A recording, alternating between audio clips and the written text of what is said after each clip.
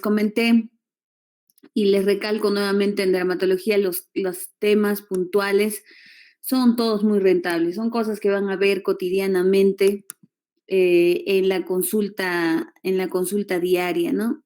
El día de hoy nos toca hablar sobre urticaria y prurito.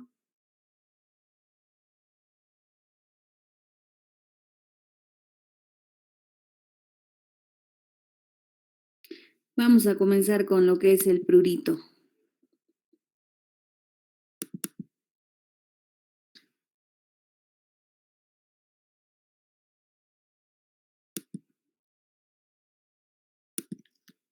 Muy bien, la imagen lo dice todo, ¿no? Desgraciadamente, el prurito es un síntoma muy común, muy frecuente y que puede llegar a afectar la calidad de vida de las personas cuando es un prurito crónico, recurrente y de una intensidad moderada. Ahora vamos a ver las escalas para manejar, para considerar un prurito más severo que leve, moderado a severo y sobre todo el que va a afectar el estilo de vida, de la calidad de vida, como les decía, ¿no? Vamos a grabar. Vamos a grabar.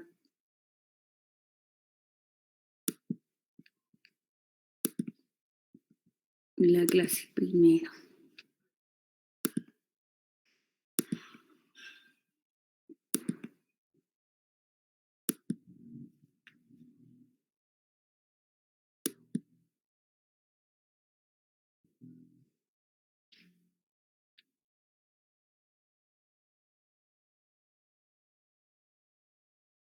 Muy bien, entonces ya estamos grabando. Nuevamente, chicos, muy buenas tardes. Vamos a hablar sobre prurito y urticaria el día de hoy como parte de nuestro programa educativo. Esta parte de prurito, como les digo, es muy interesante porque, como ven en la imagen, puede llegar a afectar la calidad de vida de nuestros pacientes, ¿no? Sobre todo el prurito crónico, el prurito que es intenso, recurrente, que no permite que el paciente haga sus actividades diarias de manera normal. Como introducción, el prurito o picazón es definitivamente un síntoma, ¿no? Una sensación que provoca el deseo de rascarse. Es uno de los motivos más frecuentes de la consulta dermatológica. Es un síntoma subjetivo, inespecífico, eh, que va a presentarse en diferentes enfermedades de la piel, enfermedades sistémicas y enfermedades psiquiátricas. Así lo vamos a ir viendo en el transcurso de este tema. Puede estar acompañado de lesiones en la piel o no, ¿no? Las lesiones que vamos a ver van a ser lesiones secundarias al rascado, ¿no? Las escoriaciones famosas que suelen ser lineales y con costra hemática en algunos casos. Puede llevar a afectar la calidad de vida del paciente, como hemos dicho. Según su topografía, ubicación, puede ser generalizado, o sea, afectar a toda la superficie corporal, o localizado cuando es limitado a un solo área corporal. Por el mecanismo puede haber un prurito pruritoceptivo que se origina en la piel, cuando esta es la causa de la inflamación. La piel seca pica, por eso ahí ven inflamación, sequedad. El paciente atópico con dermatitis atópica se rasca la piel porque le pica debido a que esta es una piel muy seca. Y ahí hablaríamos de un prurito pruritoceptivo, cuando la causa está en una patología específica de la piel. Neuropático, cuando el daño es en el área aferente de transmisión y este está relacionado con patologías neurológicas. Neurogénico, cuando tiene un origen central por excesiva producción de neuropéptidos. Ahora vamos a ver cómo se desarrolla cómo se crea esta sensación. Y el más frecuente, el psicógeno, ¿no? Que desgraciadamente se va a presentar secundario a una patología psiquiátrica y en ausencia de todas las otras causas a las que hemos hecho referencia. Según la etiología va a ser primitivo y secundario, ¿no? O primario y secundario, acá hay un error, primario y secundario. El primario generado por factores internos o sistémicos, es decir, patología propia nuestra, y el secundario relacionado con las dermatosis, concretamente con las dermatosis, con una dermatosis específica, ¿no? O una patología. Dermatosis nosotros le decimos a todas las enfermedades dermatológicas. Y según su duración, ya les comento que siempre voy a dejar en las diapositivas áreas en las que hay mayor puntuación, o una marcación en color, o va a haber mayor resalte. Esas preguntas sí o sí van a ser parte de las preguntas de examen, ¿no? Entonces, esta, por ejemplo, es una pregunta de examen, la duración. Si el prurito es agudo, va a ser menor de 4 semanas, y si es crónico, va a ser mayor de 4 semanas. Esto nos va a permitir definir el manejo. Por eso es muy importante, tanto en prurito como en urticaria. Pero en prurito es 4 semanas y en urticaria es 6 semanas. ¿Ya? Entonces, cuando estamos frente a un prurito de más de 4 semanas de evolución, estamos hablando de un prurito crónico. Aquí están las vías neurológicas por las que se va a producir el prurito, que comparten la señalización con las fibras periféricas C no mielinizadas y con la sustancia P, que es la que da la sensibilidad y el dolor. Entonces, esta está relacionada, hay una sensibilidad a la histamina y no sensible. Hay áreas de esta fibra que son sensibles a la histamina y otras que no son sensibles. Por eso es que en algunos casos, en la mayoría de los casos del prurito, se trata con antihistamínicos, ¿no es verdad? En esas estaríamos hablando de las que son áreas sensibles a la histamina, las patologías que son sensibles a la histamina. Pero hay otras patologías, como nuevamente la dermatitis atópica, en que el prurito no se debe a liberación de histamina, sino a alteraciones propias de la piel debido a la resequedad cutánea, y ahí estaríamos hablando de un prurito no sensible a la histamina. En esos casos, dar un antihistamínico no sería muy, no nos ayudaría, no sería tan efectivo como lo es cuando tenemos un prurito debido a alguna enfermedad liberadora de histamina, como las reacciones de hipersensibilidad a medicamentos. Entonces, vamos a ver las causas de prurito primario, o sea, las que se deben a patologías patologías intrínsecas, como enfermedades sistémicas tales como la insuficiencia renal crónica, que es definitivamente una de las causas más frecuentes, ya que al tener uno insuficiencia renal crónica, lo que hace es retener urea, y al retener urea vamos a tener un prurito urémico.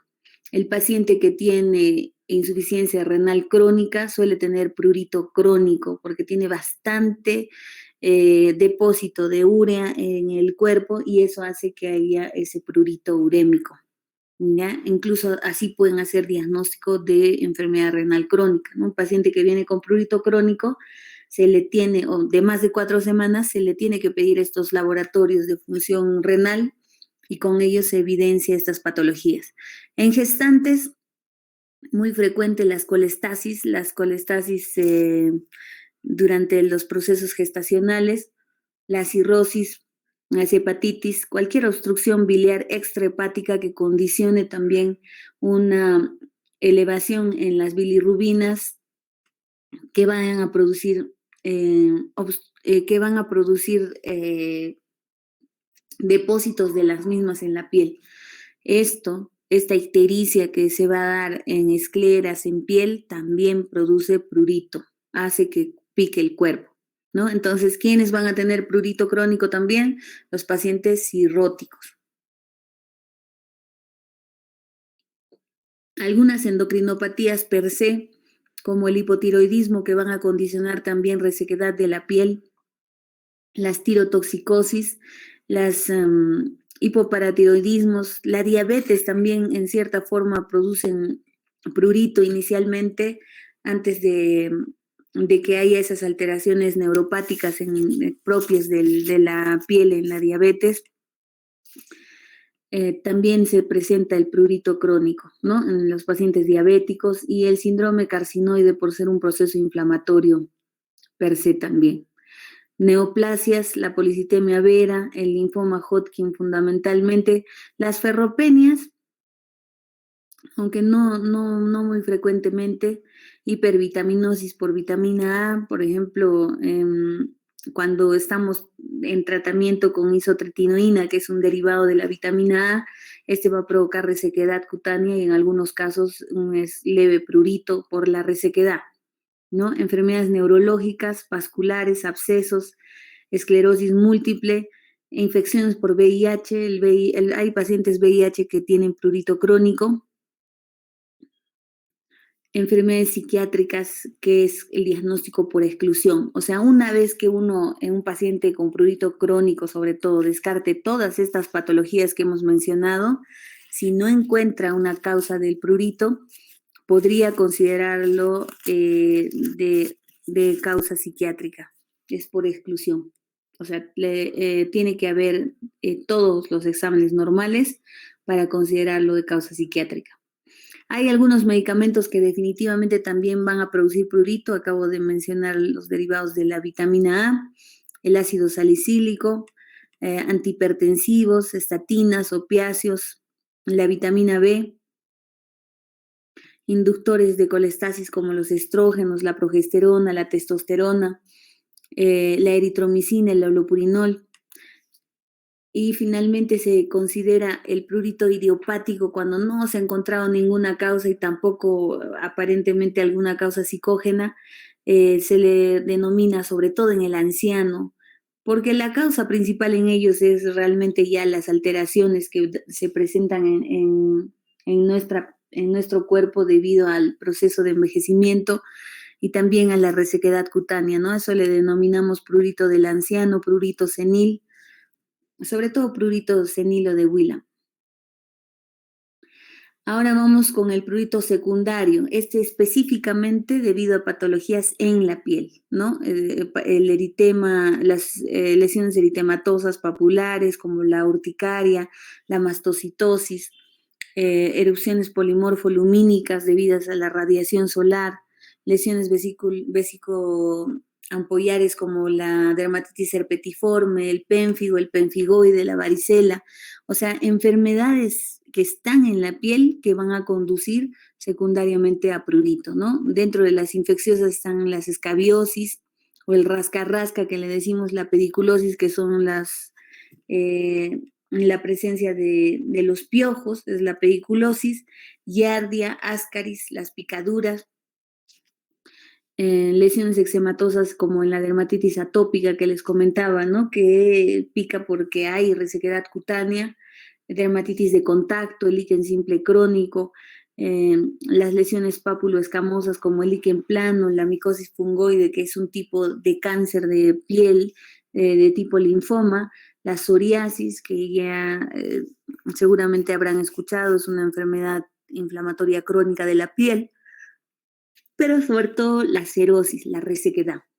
Entonces ahí estamos hablando de todas las causas secundarias a patología dermatológica específica que causan prurito. Entonces, como ven, en la mayoría de ellos no hay un compromiso de la histamina, solamente en la urticaria y en la mastocitosis. Entonces, ¿cómo se plantea un paciente con prurito para su tratamiento? Primero, en el prurito generalizado se ven las lesiones específicas de la enfermedad. Si vemos a la evaluación física alguna patología específica, como hemos dicho, dermatitis atópica con sus clásicas placas descamativas, o encontramos un piojo en el cuero cabelludo, ya sabemos que es una pediculosis o una escabiosis que también vamos a revisar durante el proceso de enseñanza de este curso, donde se ve el surco acariano en la carosis. Entonces, si vemos alguna de esas lesiones directamente durante el examen físico, ya podemos catalogar como un prurito secundario a una enfermedad dermatológica. Si no logramos ver ningún tipo de característica que nos lleve a un diagnóstico dermatológico, no hay ninguna lesión cutánea excepto la secundaria sarrascado, condicionaríamos, indicaríamos que es un prurito primario y vamos a ver qué es lo que se tiene que hacer. Hay que preguntarle primero si toma algún medicamento para ver si es secundario al consumo de medicamentos. Si indica que sí, es un prurito por medicamentos, hay que retirar el fármaco y ver la evolución, ¿no? Si mejora o no mejora.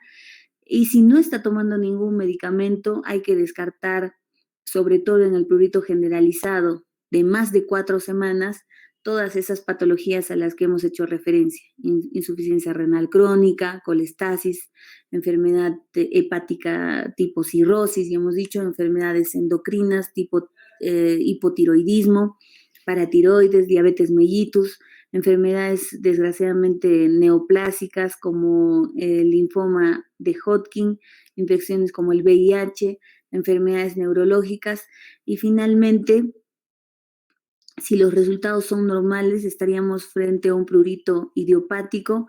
Hay que hacer una revisión periódica, pero también hay que considerar la posibilidad de un prurito psicógeno, ¿no? Por alguna patología psiquiátrica. Si encontramos la patología, encontramos la alteración en cualquiera de estas entidades, entonces se puede tratar como, al tratar la enfermedad, al tratar la insuficiencia renal crónica y tratar este exceso de depósitos de urea, o al tratar la enfermedad, la cirrosis, y disminuir de alguna forma la presencia de acumulación de bilirrubinas en la piel, vamos a tratar también el prurito. Entonces, eso es lo que tenemos que hacer. Estamos frente a un paciente con prurito, vemos si hay lesiones específicas para pensar que el prurito es debido a una enfermedad dermatológica de fondo. Si no lo hay, vemos si hay alguna otra causa tipo farmacológica. Si no lo hay, hacemos todo el estudio para descartar enfermedad renal, hepática, diabetes, patología tiroidea, en ver si hay algún indicio de alguna patología, alguna neoplasia, enfermedades neurológicas, VIH. Si encontramos alguna positiva, damos tratamiento y se acabó. Si no encontramos nada, lo consideraríamos un prurito idiopático. Si es un anciano, también podríamos decir que es un prurito senil. Pero si estamos advirtiendo que hay alguna alteración de la conducta, también podríamos considerarlo, ya habiendo descartado todas estas patologías, un prurito de causa psicógena, ¿no? Psiquiátrica. Entonces, eso es lo que está escrito acá, ¿no? El abordaje inicialmente es viendo los antecedentes personales, consumo de fármacos, actividad sexual, los animales, los viajes, antecedentes familiares. En la anamnesis hay que ver el tiempo de evolución, ya hemos dicho menos de 4 semanas agudo, más de 4 semanas crónico, en qué horario predomina, porque hay patologías en las que la noche es la que hace que se activen más, como la escabiosis. Hay una repercusión, si hay repercusión o no en el sueño y en las actividades diarias, para ver si el prurito es alguien está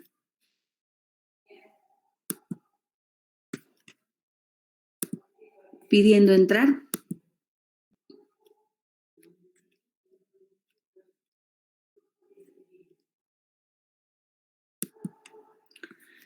Muy bien, entonces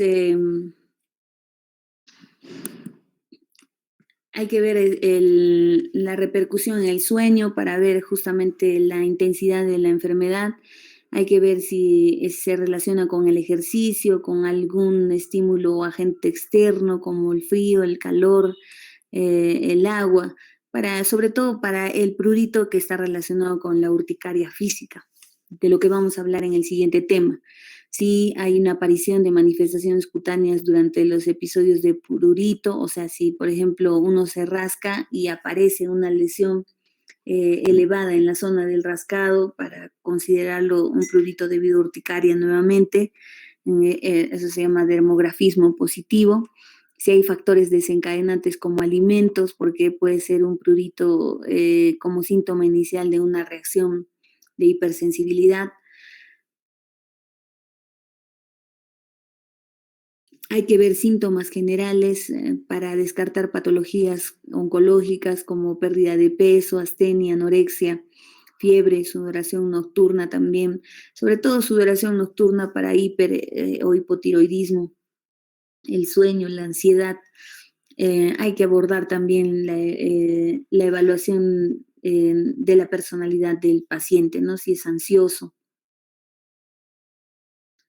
En la exploración cutánea básicamente hay que ver las lesiones secundarias a rascado, ¿no? Las escoriaciones, todas esas lesiones que son lineales normalmente y que van a hablarnos sobre la intensidad con que el paciente se rasca, ¿no? Obviamente un paciente ansioso se va a rascar hasta causarse heridas marcadas, ¿no? Y profundas. Desgraciadamente, el proceso de rascado continuo de la piel va a condicionar una respuesta de la piel. La piel se va a defender, la piel se va a sentir agredida y va a responder liquenificándose, ¿no? O engrosándose. Ese término ya lo hemos visto con los chicos de práctica. Eh, la liquenificación es el engrosamiento de la piel secundario normalmente al rascado y que hace que la piel se vea gruesa y se intensifiquen más las líneas de los pliegues de la piel, ¿no? Hay hiperpigmentación o hipopigmentación de la piel. Normalmente hay más hiperpigmentación posterior a rascado crónico. Las uñas están desgastadas. Hay zonas de rascado libres de lesión y otras que están más comprometidas, ¿no? En la exploración también vamos a ver sequedad cutánea, hay que buscar parásitos, como les decía, ¿no? Si tenemos los piojos o la escabiosis, y luego, si no encontramos nada, seguimos avanzando hasta buscar la causa, haciendo exploración por aparatos, ¿no? La exploración cardíaca, pulmonar, abdominal, buscar adenopatías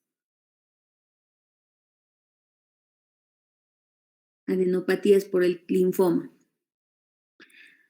Luego tenemos las exploraciones complementarias que van a estar dirigidas principalmente a ese prurito crónico, al prurito crónico, como les digo, ¿no? Si ya tenemos más de 4 semanas con prurito, hay que empezar a sospechar todas esas patologías que hemos visto en el cuadro, ¿no? Por eso se pide hemograma, glucosa, función renal, pruebas hepáticas, BCG, hormonas tiroideas. Algunos piden hierro,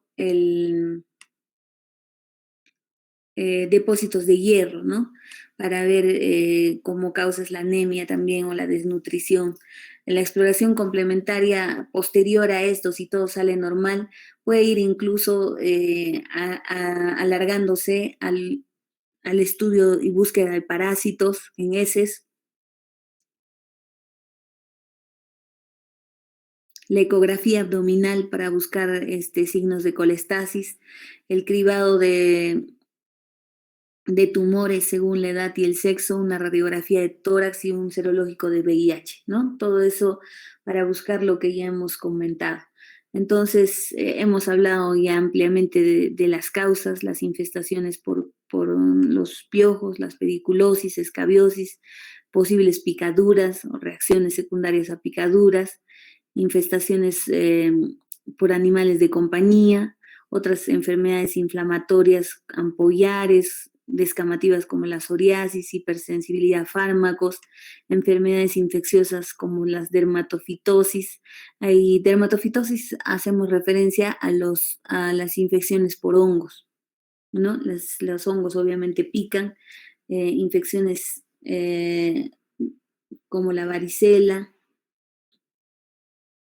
la piel seca, la mastocitosis, las neoplasias, las enfermedades tipo la ferropenia, eh, el mieloma, la policitemia vera, los linfomas, sobre todo el Hodgkin, y ya hemos dicho los linfomas cutáneos también tipo micosis fungoide, las neoplasias como las adenocarcinomas de mama, de estómago, tumores a nivel del sistema nervioso central, la diabetes, el hipotiroidismo sobre todo, o el hipoparatiroidismo también, enfermedades hepáticas o trastornos psicógenos, fármacos, entre otros, ¿no? El tratamiento va a ir definitivamente dependiendo de los hallazgos que tengamos luego de hacer todos estos exámenes, ¿no?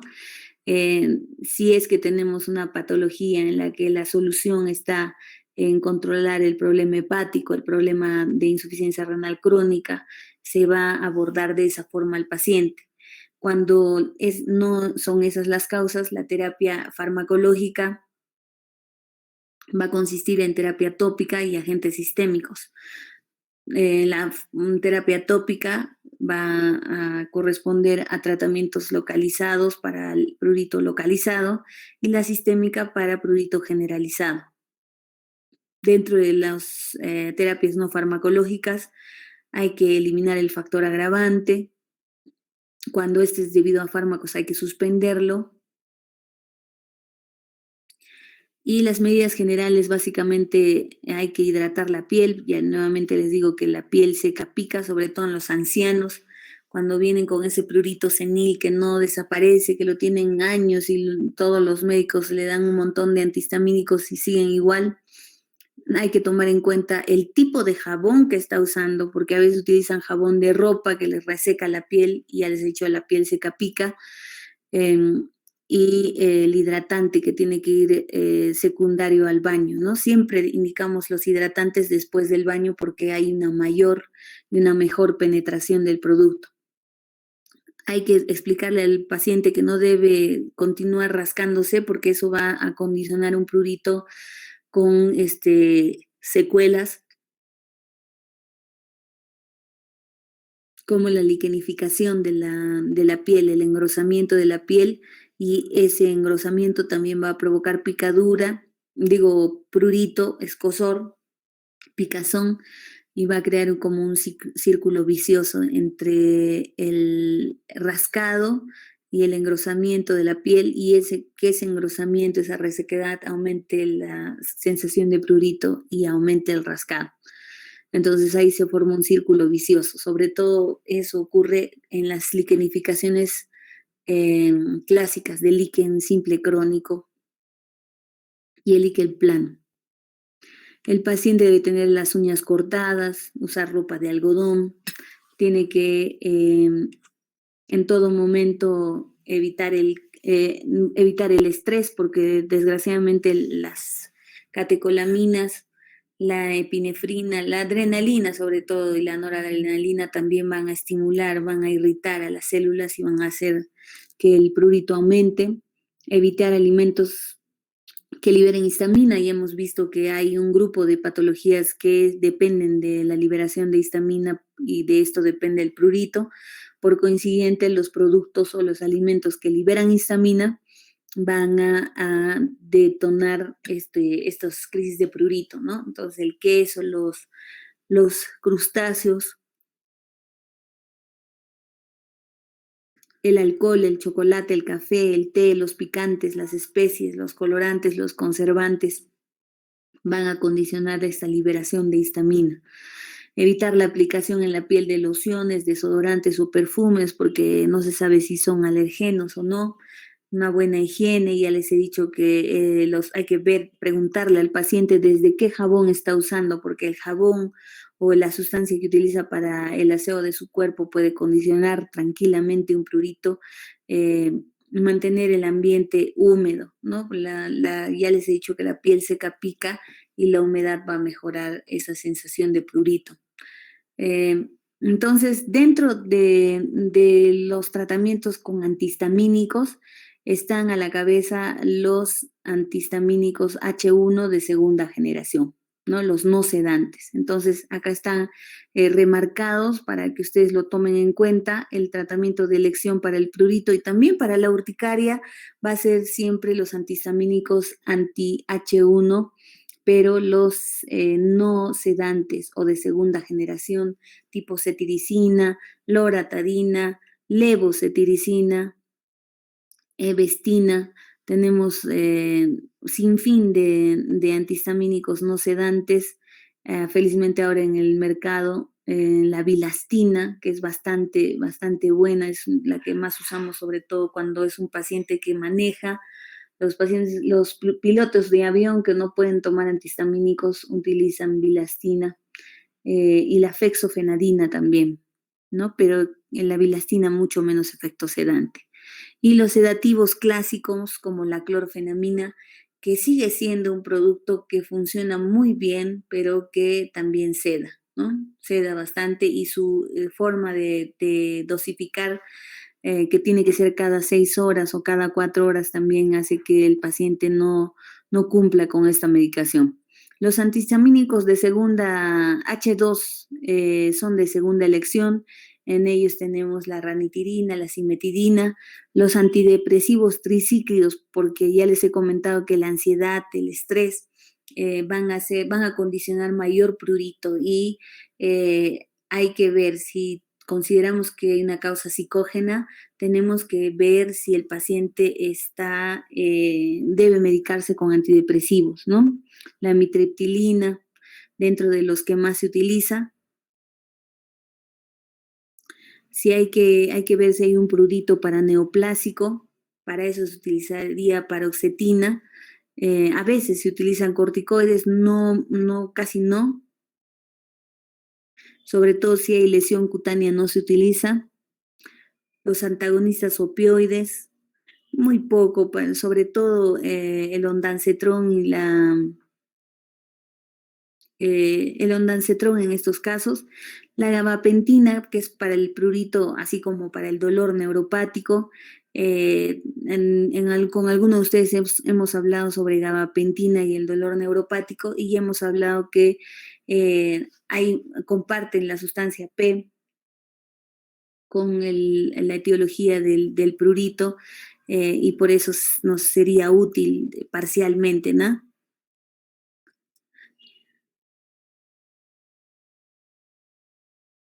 Ujú. Bueno, acá tenemos los antihistamínicos H1 de segunda generación con sus dosis correspondientes, la cetiricina, que tenemos lo que más se utiliza en el mercado, la bilastina, ya les he dicho que es lo que utilizan los pilotos de avión a partir de los 12 años. Me gusta a mí mucho la levocetiricina y la fexofenadina, que también se pueden utilizar a partir de los 6 años. Y la clorfenamina, pues que tiene mayor seguridad antes de los 2 años, ¿no? Normalmente no recetamos ningún antihistamínico a menores de 6 meses, ¿no? Comenzaríamos eh, con la cetiricina y con mucho cuidado la clorfenamina. Se pueden utilizar corticoides tópicos, anestésicos tópicos, la capsaicina como tratamiento tópico también para lesiones muy localizadas, ¿no? Antihistamínicos tópicos que casi no tenemos en el mercado, pero que también se van a utilizar para un prurito de tipo agudo y un prurito sobre todo localizado.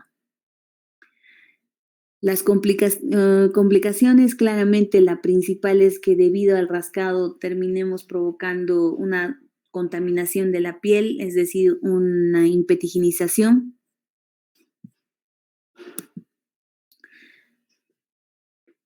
Cuando este prurito es crónico, es persistente, como les decía, y generalizado, hay que descartar varias patologías, muchas patologías, todas las que hemos visto. Dentro de ellas están también los linfomas, ya les he dicho la micosis fungoide que provoca un prurito intenso, ¿no? Este tipo de linfoma de piel que parece una dermatitis atópica y que aparece así de manera repentina en el paciente. Tal cual una dermatitis atópica y lo que no va es que no lo tenía desde niño, ¿no? Sino que le aparece a los 40, 50 años con esas placas descamativas que pueden llegar a ser tumorales en el caso del linfoma no Hodgkin de piel o micosis fungoide. Y ya les he comentado que dentro de las medidas preventivas, aparte de los antihistamínicos, tenemos que ver el jabón que va a usar el paciente, que haya una hidratación secundaria después del baño.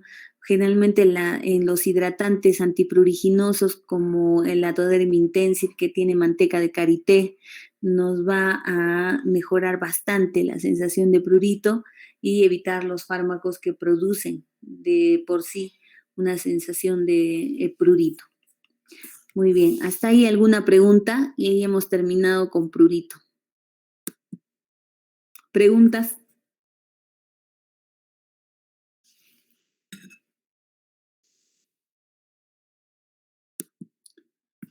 ¿Preguntas, chicos?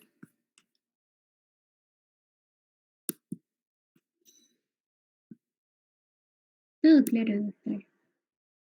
Muy bien, entonces nos vamos a ir a lo que es urticaria y ahí ya vamos a refrescar un poco más esto. Esto es...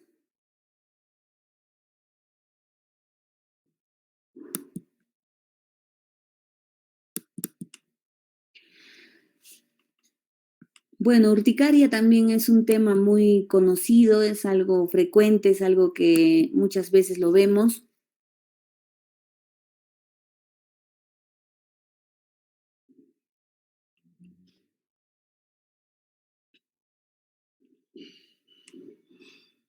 Y en esta imagen estamos viendo pues la lesión clásica de la urticaria, ¿no?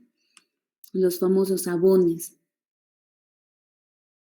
que no son más que esta piel elevada debido a un edema que se produce dentro de la epidermis y que va a condicionar estas placas edematosas, eritematosas en casi todo el cuerpo, ¿no? Entonces, la urticaria es una reacción inmunológica e inflamatoria de la piel ante diversos factores etiológicos o alergenos, ¿no? O sea, ahí los que causan urticaria van a ser denominados ahora alergenos. Independientemente de la causa, lo que hay en la urticaria es una liberación de histamina y además de otros mediadores inflamatorios que van a provocar principalmente vasodilatación y aumento de la permeabilidad capilar en la dermis superficial, por lo que se va a provocar ese edema que hemos dicho, ¿no? Van a provocarse los abones, las pápulas, las placas edematosas que pueden persistir 30 minutos a 24 horas y pueden medir hasta 20 centímetros de diámetro. Lo más importante acá es que vean este concepto de que los abones van a persistir hasta 24 horas y estas lesiones tipo abón son evanescentes debido a eso, ¿no? O sea, la urticaria puede durar semanas, puede durar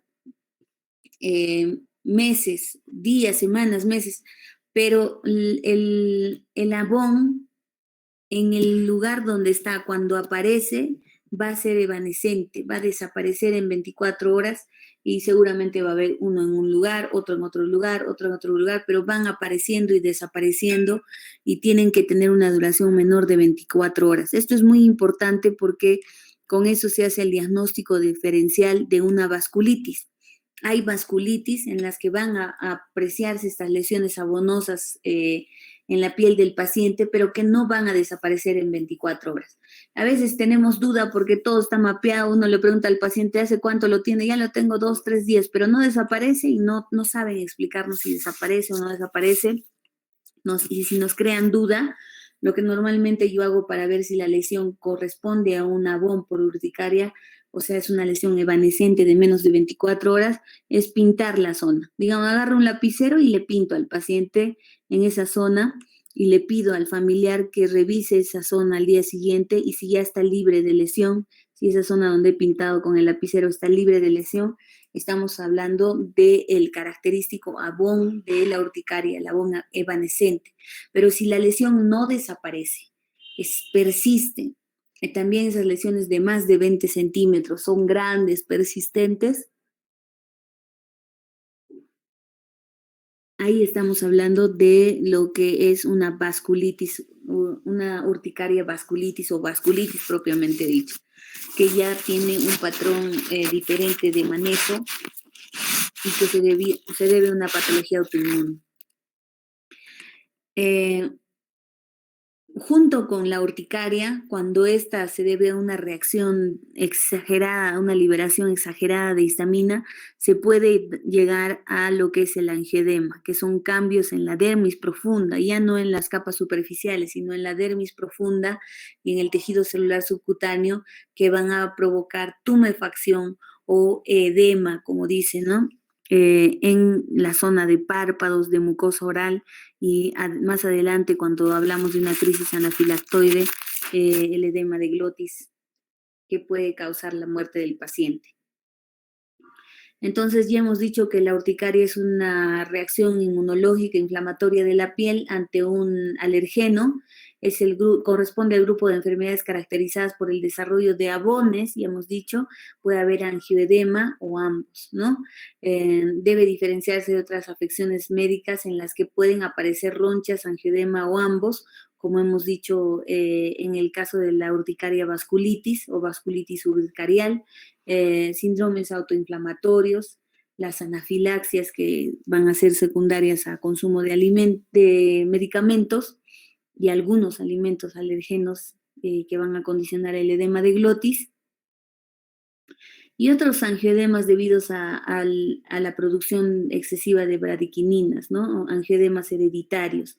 Estos angioedemas hereditarios característicos de la zona del labio, que se suele hinchar de manera recurrente y que tiene un antecedente familiar claro, ¿no? O sea, lo tiene el hijo, lo tuvo el papá, lo tuvo el abuelo. Entonces, esos van a ser debidos a liberación de bradiquininas y el manejo es un poco más complejo debido a eso. La urticaria y el angioedema más o menos afectan al 20% de la población mundial. En algún momento de nuestra vida nosotros también habremos tenido seguramente una reacción urticariana a diferentes elementos, ¿no? La incidencia urticaria crónica es un poco menor, que es porque es una patología en la que la persistencia de la urticaria es mayor de 6 semanas, ya lo vamos a ver. En las lesiones de urticaria crónica hay que descartar enfermedad autoinmunitaria, hay sobre todo en esta enfermedad de urticaria crónica también vamos a encontrar causa idiopática, a veces si no determinamos, no llegamos a determinar la causa y lo consideramos idiopático, ¿no? Y cuando esto ocurre, cuando no hemos llegado a detectar la causa de la urticaria crónica, a veces esta puede persistir por años, ¿no? Desaparece dentro del primer año en el 50% de los casos.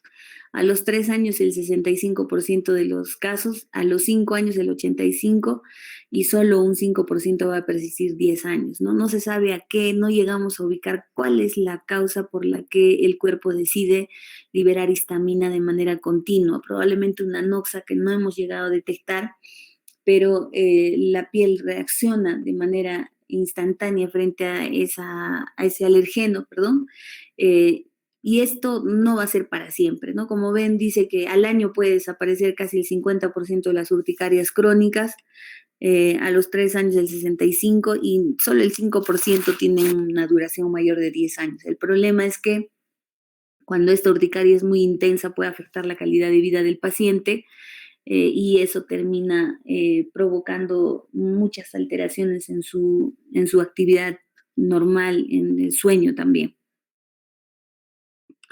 Es muy difícil detectar la causa de las urticarias agudas, sobre todo porque son episódicas, van a durar, como les he dicho, menos de 6 semanas, pero a veces incluso es el primer contacto con algún alergeno ambiental, medicamentos o algún virus o una bacteria a la que nuestro cuerpo se enfrenta por primera vez. Cuando no se encuentra la causa, lo consideramos idiopática y casi el 60% de las urticarias agudas se encajan en ese diagnóstico, ¿no? Urticaria idiopática. Hay causas inmunológicas, sobre todo mediadas por linfocitos, por el IgE, en el caso de los alimentos, causas no inmunológicas por alteraciones del metabolismo del ácido araquidónico y por degranulación de los mastocitos, ¿no? En la urticaria por Aines tenemos un ejemplo claro de eso. Entonces, miren aquí las causas de la urticaria. Alergenos o alimentos es una causa, pero la menor solamente corresponde al 10% de las causas, los alimentos. Lo que dicen me he intoxicado comiendo algún alimento, a eso se refiere, y solamente es el 10%. La gente piensa que es más, pero solo es el 10%.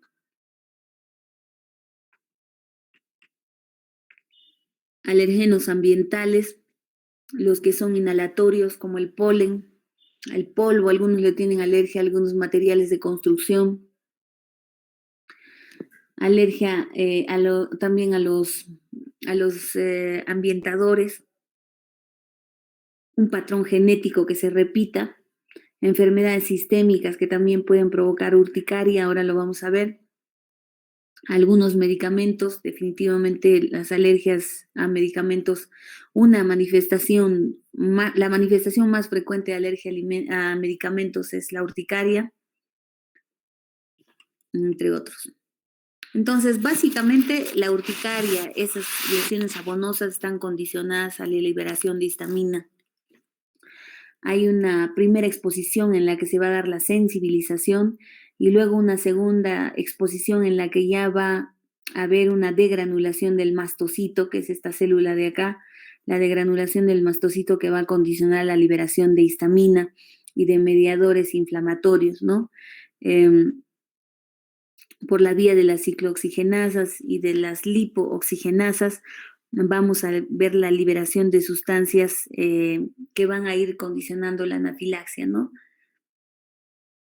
Entonces, básicamente, lo más importante es que durante la urticaria el mastocito va a terminar liberando histamina y todos estos mediadores inflamatorios, ¿no? Que están viendo acá, pero principalmente la histamina. Y la histamina principalmente va a provocar vasodilatación y extravasación de elementos intravasculares, lo que va a condicionar el edema, ¿no? El edema y las lesiones características abonosas. Nuevamente acá cómo se libera la histamina y los múltiples mediadores inflamatorios.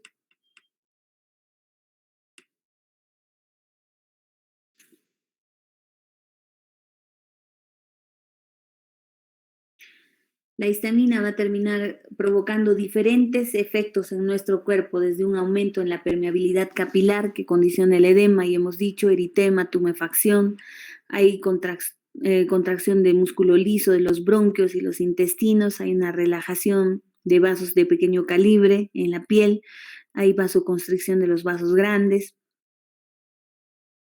hay una liberación, una estimulación de las terminaciones nerviosas sensitivas, se va a dar este prurito y puede condicionar hasta contracciones uterinas.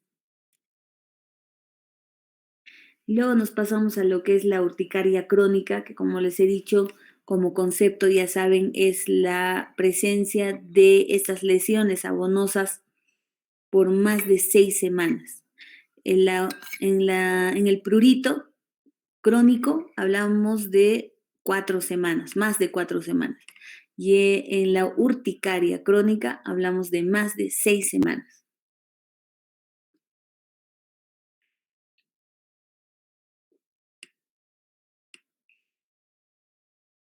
Este prurito crónico, cuando es de tipo autoinmune, se debe a una predisposición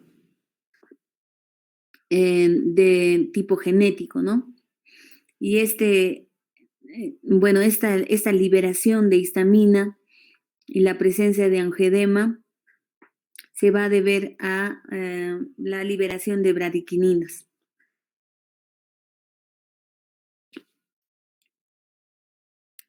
Entonces, las manifestaciones clínicas, ya les he dicho principalmente en lo que es urticaria, lo que vamos a ver son las pápulas, las ronchas y los sabones, ¿no? Los sabones evanescentes de menos de 24 horas de evolución. Ya hemos dicho que se va a deber a una liberación de líquido en la matriz extracelular dérmica y a la exocerosis, o sea, hay una liberación de líquido intravascular, como hemos visto en esta imagen, y de diferentes células del intravascular hacia el extravascular, y eso va a condicionar el edema, ¿no? Ya hemos dicho que el abón es una hinchazón o un edema que tiene tamaño variable. Ahí está rodeada de un eritema reflejo. Ahí estamos viendo las lesiones abonosas. Miren esta cómo se nota claramente una ligera palidez de la piel debido a la concentración de líquido extravascular ahí, y alrededor una área rojiza, puede haber sensación de picor o sensación de ardor. La naturaleza es fugaz, y hemos dicho de 30 minutos a 24 horas. Si dura más de 24 horas, probablemente no estemos frente a una urticaria, sino a una vasculitis. Hemos dicho que puede haber, junto con la urticaria generalizada, un estado un angioedema, ¿no? Que es de inicio súbito. Hay un edema que se va a localizar más profundamente en la dermis profunda y en el tejido celular subcutáneo. Aquí estamos viendo las imágenes de un antes y un después de lo que es el angioedema. Puede haber, además del prurito, dolor. Va a afectar sobre todo las mucosas y se va a resolver mucho más lenta, de manera más lenta, ¿no? Por ejemplo, viene un paciente con una urticaria aguda a la emergencia, le dan sus antihistamínicos y cede inmediatamente, ¿no? Es un edema fugaz. Pero el edema que se va a presentar en la urticaria asociada a angioedema, ese edema de las mucosas, ese edema labial, palpebral, suele durar largas horas, ¿no? Hasta 72 horas. Junto con este puede haber salivación, dolor abdominal, hematuria, anuria, cefalea, hipotensión, mareos, vértigos, vómitos, diarrea, artralgias. Entonces son síntomas frecuentes asociados, ¿no? Porque ya hemos dicho que la histamina va a provocar alteraciones a nivel digestivo también. El angioedema, miren estas imágenes, cómo puede llegar a este hinchazón a deformar el rostro, provocar dolor, y como les he dicho, su duración, desgraciadamente, no, ese edema se va a reabsorber en un promedio de 72 horas. Bueno, aquí estamos con este cuadro de la clasificación general de la urticaria, y hemos hablado de urticaria aguda y crónica. Hemos dicho que la aguda es de menos de 6 semanas, la crónica más de 6 semanas. Aquí está remarcado en este cuadrito porque es pregunta de examen. Hay urticaria crónica continua o recurrente. La continua es de lesiones diarias, la recurrente son lesiones con intervalos de días o semanas según la exposición con el alergeno. Hay urticarias físicas, dentro de la que está la urticaria demográfica, urticarias retardadas por presión, por frío, por calor. Por eso le dicen urticarias físicas, ¿no? Porque la exposición a frío intenso puede condicionar la presencia de estos sabones, al calor intenso también, a la exposición a la radiación solar. La urticaria vibratoria o angioedema vibratorio, que es debido a la estimulación por vibración. La presión, la urticaria por presión, sea presiones mecánicas, presiones verticales, contacto con aire o agua fría, con calor local, y hemos dicho la radiación ultravioleta en el solar. Las vibratorias por la fuerza vibratoria, ¿no? Los tipos especiales de urticaria: la colinérgica, que es secundaria a la liberación de sustancias colinérgicas, la adrenalina, la, sobre todo la adrenalina, la noradrenalina. También va a condicionar urticaria adrenérgica, urticaria por contacto, y acuógena, la urticaria que es como una reacción de hipersensibilidad en el que el alérgeno es el agua. Enfermedades relacionadas como las mastocitosis, en las que el mastocito, que es el encargado de liberar histamina, está en mayor cantidad y con mayor actividad. Esto va a condicionar una urticaria pigmentosa. Las vasculitis urticarianas, que hemos dicho que en esta clasificación no deberían estar, ¿no? ¿Son enfermedades relacionadas con urticaria? Sí, pero no son parte de la clasificación de la urticaria, ¿no? La vasculitis urticariana o la urticaria vasculitis es, como su propio nombre lo dice, una urticaria, una vasculitis.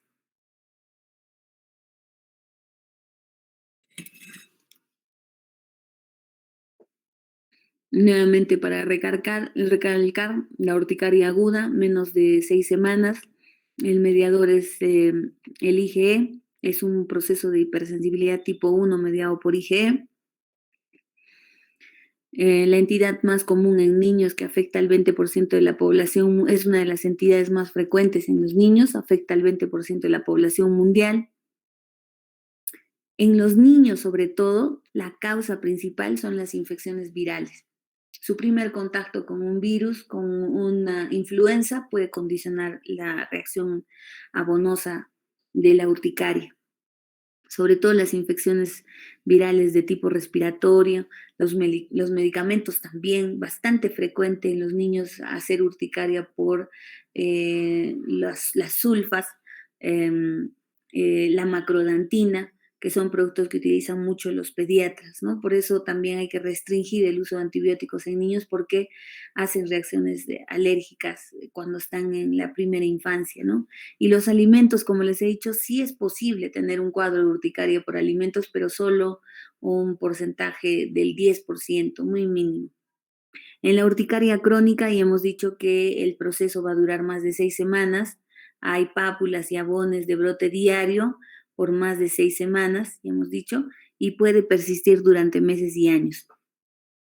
Esta urticaria crónica casi siempre está relacionada con problemas de urticaria físicas, autoinmunes e idiopáticas, ¿no? Ya hemos dicho las físicas, estas debidas al frío, al calor, al sol, a la vibración y a la presión. Muy bien, esas reacciones de hipersensibilidad a las que estamos haciendo referencia, la tipo 1 o IgE mediada por el componente inmunológico es el IgE, y en el que el principal desencadenante es la liberación de histamina de los mastocitos, esa es la que vamos a presentar en el paciente con urticaria. Bueno, ya hemos hablado sobre esto, la etiología el mecanismo por el que se desarrolla la urticaria. Hemos hablado de de esa urticaria clásica mediada por IgE, en la que hay liberación de histamina por alimentos, medicamentos exoalergenos o aeroalergenos, también alérgenos como el látex, la picadura de insecto, etcétera, ¿no? Las urticarias físicas, ya hemos dicho, por calor, por frío, vibratorias, colinérgicas, por el sol, por la presión. La inducida por infecciones como virus, bacterias y parásitos, el primer contacto, ¿no? Por eso dicen que dentro de las patologías o manifestaciones del COVID-19 está la urticaria, ¿no? Porque el paciente, como es la primera vez que va a tener contacto con el virus, entonces puede reaccionar provocando una reacción urticariana generalizada.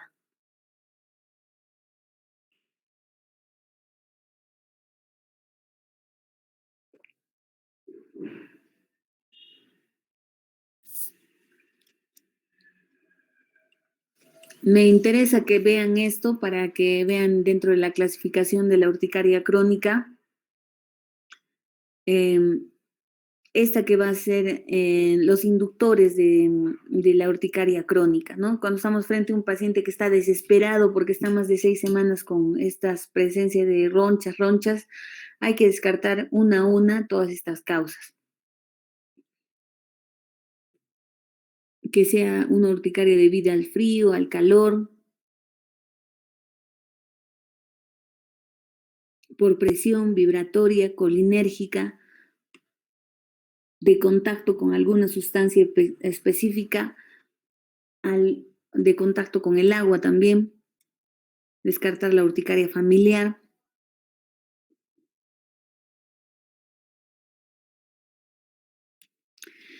Entonces, ¿cómo hacemos el planteamiento diagnóstico? Acá hay unas recomendaciones de la Sociedad Española de Alergología e Inmunología, y dicen que cuando tienes un antecedente de urticaria o angioedema, hay que preguntarse varias cosas, ¿no? Primero, el tiempo de enfermedad. Si el episodio es aislado de menos de 6 semanas o si tiene una duración de más de 6 semanas, ¿no?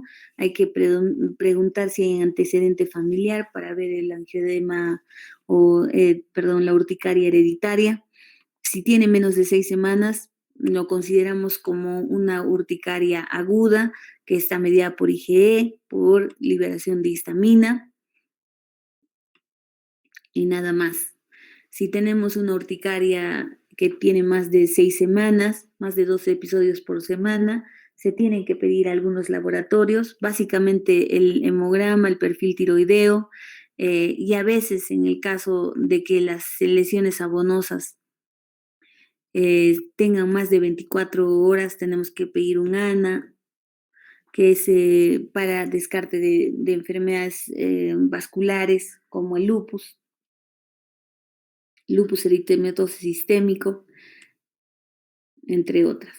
Entonces, vean esta imagen clásica de lo que es el dermografismo, ¿no? El dermografismo es el edema figurado secundario a la presión que vamos a ejercer sobre la piel. En este caso hacemos como un michi y debido a esta estimulación inmediatamente se va a liberar histamina y se va a producir el edema en la misma forma en que se ha producido la estimulación. Ese es el dermografismo y nos va a indicar, nos va a dar el diagnóstico diferencial también entre lo que es prurito y urticaria, ¿no? Porque cuando estamos frente a un prurito en el que probablemente no vamos a tener lesiones abonosas y no hay relación con la liberación, directamente liberación de histamina, no va a haber dermografismo, ¿no? El paciente va a venir con me pica y no vamos a encontrar nada, entonces tenemos duda de que podría ser una urticaria por los antecedentes, porque refiere edema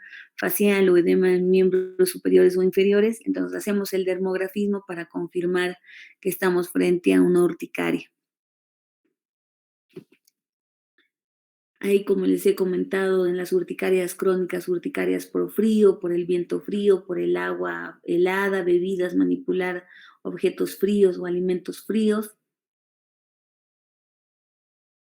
La urticaria colinérgica, que se caracteriza por la presencia de ronchas de pocos milímetros de diámetro.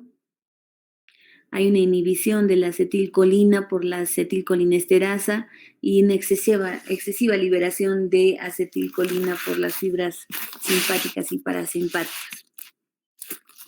Los desencadenantes de esta urticaria colinérgica pueden ser el calor, el ejercicio, sobre todo las emociones, ¿no? Que haya una relación con las emociones, con medicamentos colinérgicos, comidas muy condimentadas, muy picantes. La urticaria por frío tras la exposición al frío intenso. La urticaria adrenérgica, que es mucho más rara.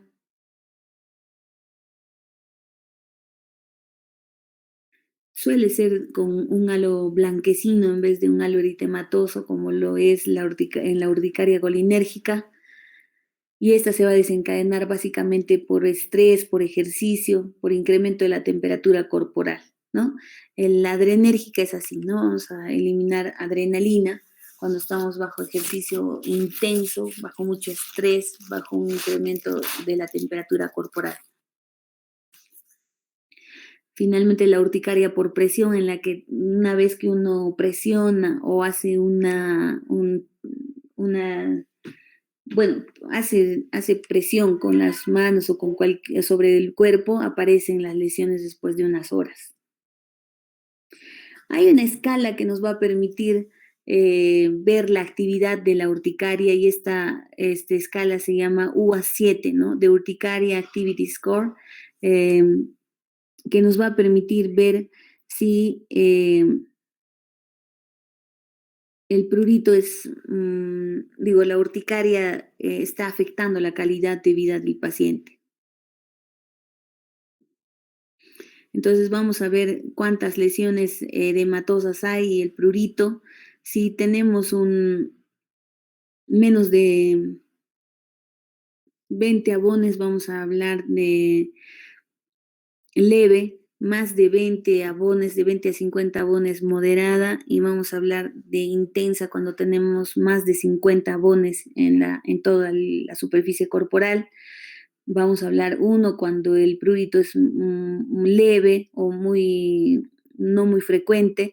2, o moderada, cuando el prurito interfiera con la actividad diaria, no interfiera, es intenso, pero no interfiere con la actividad diaria ni el sueño del paciente. Y vamos a hablar de un prurito intenso o severo cuando vamos a hablar de una urticaria intensa o severa cuando el prurito sea muy, muy intenso y afecte ya la actividad diaria del paciente y no le permita dormir. En el tratamiento, el objetivo es detectar cuál es la causa y tratar la enfermedad hasta que desaparezca, ¿no? Siempre hay que ver causas, sobre todo en el prurito, en la urticaria crónica. El enfoque terapéutico debe involucrar la identificación y eliminación de esta causa, evitar factores desencadenantes, y hemos dicho el frío, el calor, el agua, incluso el uso de tratamientos farmacológicos para prevenir la liberación de mediadores de histamina o de liberadores de mediadores de los mastocitos, que es la histamina.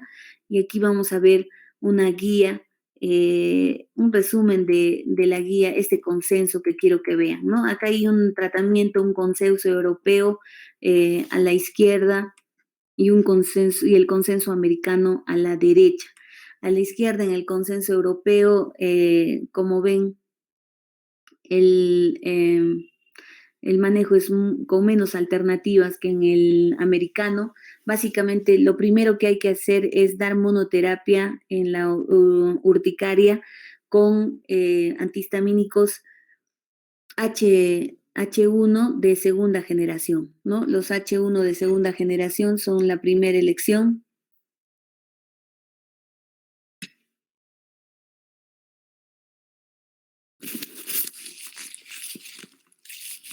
Si no se llega a controlar después de 2 a 4 semanas, lo que sugiere el consenso europeo es que se cuatriplique, se aumente la dosis hasta 4 veces su valor. El consenso americano indica lo mismo, que se debe elevar la dosis, pero se puede agregar un H2, se puede utilizar otros H2, se puede utilizar los antileucotrienos también. Pueden agregar, algunos hablan sobre el uso de los H2 como la ranitirina, a veces lo indican en la noche, y en la mañana un H1 de segunda generación como la cetiricina, la levocetiricina, la fexofenadina, ¿no? O sea, mezclar. Luego de 2 a 4 semanas, nuevamente hay que ver al paciente, y si persiste a pesar de que hay un aumento, o sea, cuatriplicado la dosis del antihistamínico, eventualmente se ha dado antihistamínicos tipo mezclando los H1 con los H2, los antileucotrienos, entre otros. Si no hay una respuesta, los europeos dicen que debemos pasar a omalizumab, a un tratamiento biológico, mientras que los americanos dicen que se aumente la dosis del antihistamínico hasta donde se pueda tolerar, con antihistamínicos potentes como la hidroxicina o la doxepina, a lo que el paciente pueda tolerar. Y si no hay respuesta, los europeos dicen que ya usamos ciclosporina como cuarto paso, mientras que los americanos recién ahí hablan de omalizumab y ciclosporina, pero hablan de otros agentes antiinflamatorios, inmunosupresores o biológicos. Y ahora, en resumen acá, hablando del biológico que se utiliza cuando ya la calidad de vida del paciente está muy afectada, cuando ya el paciente no puede dormir, no puede hacer su actividad normal, utilizan este biológico que es el omalizumab, está ya aprobado por la FDA.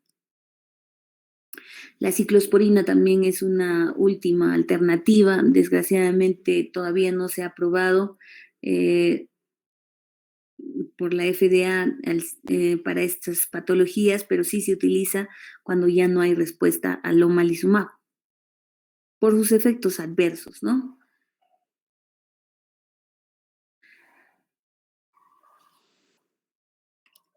Entonces, aquí vamos a ir viendo cuáles son esas posibles causas por la que la urticaria se podría cronificar o persistir más de 6 semanas. Hay infecciones bacterianas, virales, parasitarias o por hongos, el Helicobacter pylori, el estreptococo, el estafilococo, la yersinia, la giardia, las Mycoplasma pneumonia,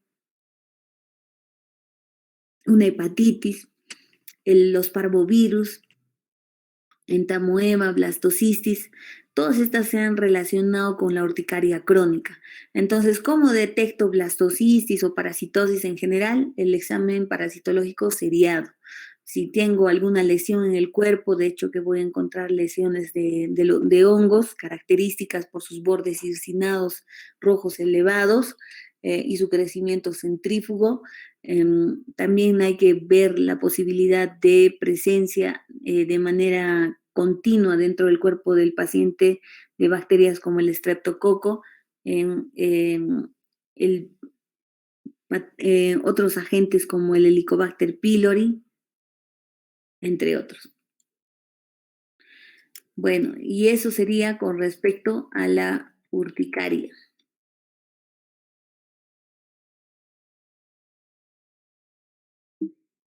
¿Preguntas?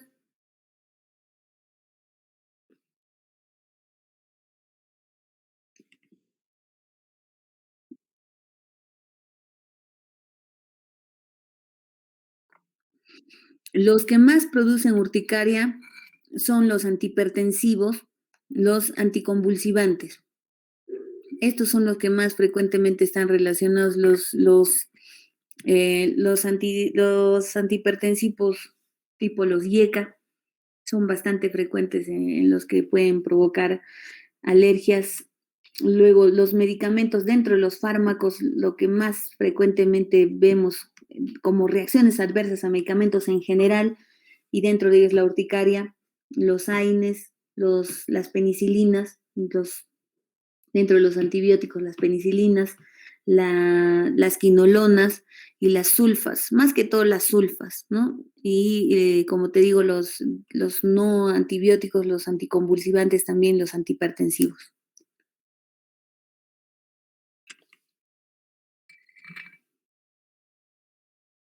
Lo bueno es que nosotros casi no tenemos alergias, ¿no?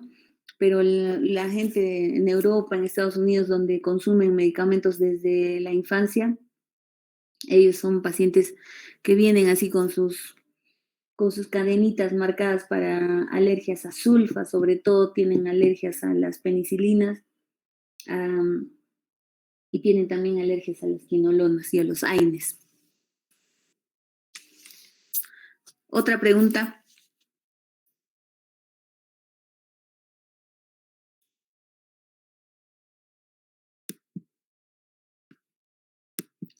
¿No hay más preguntas?